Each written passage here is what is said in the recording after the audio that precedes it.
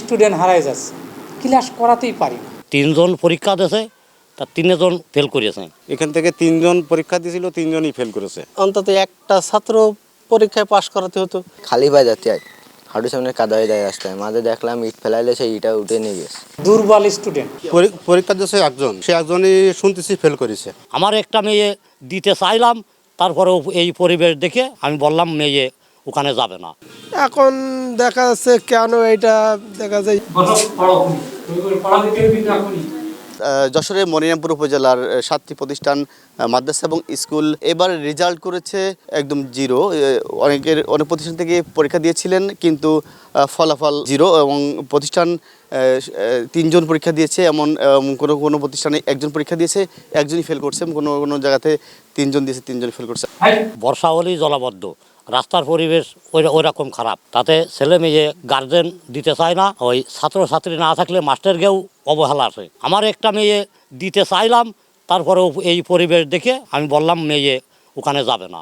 মানে কাদা গুতোয়ে, পানি গুতোয়ে কত যাবে। মোট ছাত্রছাত্রী 40 জন, 3 জন পরীক্ষা দিয়েছে, তার 3 জন ফেল করেছে। সরকার লক্ষ লক্ষ টাকা ব্যয় করতেছে, এখানে ছেলে মেয়ে পাশ করতেছে না। এখান থেকে 3 জন পরীক্ষা দিয়েছিল, 3 জনই ফেল করেছে। ছেলেপিলে স্কুলে যেতে পারে না, গেলে কেউ খালি পায়ে যাতে হয়, হাঁটুর সামনে কাদা হয়ে যায় রাস্তায়, মাঝে দেখলাম ইট ফেলাইলে সেই ইটা উঠে নিয়ে গেছে।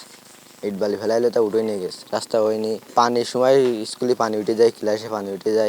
লেখাপড়া করায়, ভালো লেখাপড়া করায়, কিন্তু ছাত্রছাত্রী নেই, ছাত্রছাত্রী একটু কম।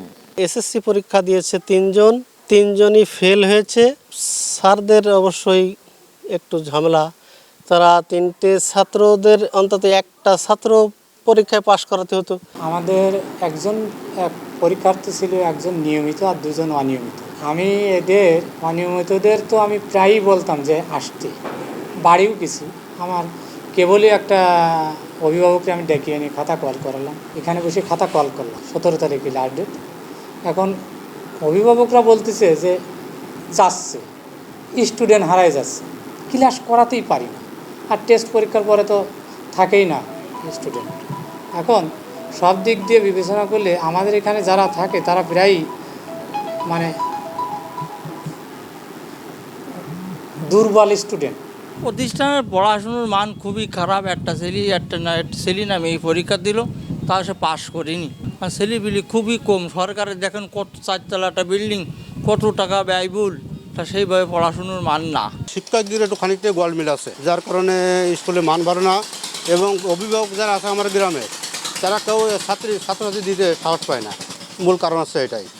পরীক্ষা দিয়েছে একজন, সে একজনই শুনতেছি ফেল করেছে। মূলত আমাদের এখানে যে 3 জন পরীক্ষা দিচ্ছিল, এবার 3 জনই লাজুক অবস্থায় ছিল। এখন থেকে পরবর্তীতে যে কয়জন পরীক্ষা দেওয়া হবে সবাই পাশ করার আশা করা যায়, স্যারেরা বলেছে। জানার পরপরই আমরা তাৎক্ষণিকভাবে এই সংশ্লিষ্ট প্রতিষ্ঠানগুলোকে শোকজ করি এবং তাদের বিরুদ্ধে পরবর্তীতে সরকার যে সমস্ত নির্দেশনা দেবে সেগুলো আমরা প্রতিপালন করব এবং এদের বিরুদ্ধে কঠোরভাবে আমরা যাতে ব্যবস্থা নেব, এইভাবে আমরা পদক্ষেপ নিয়ে অগ্রসর হচ্ছি আর কি।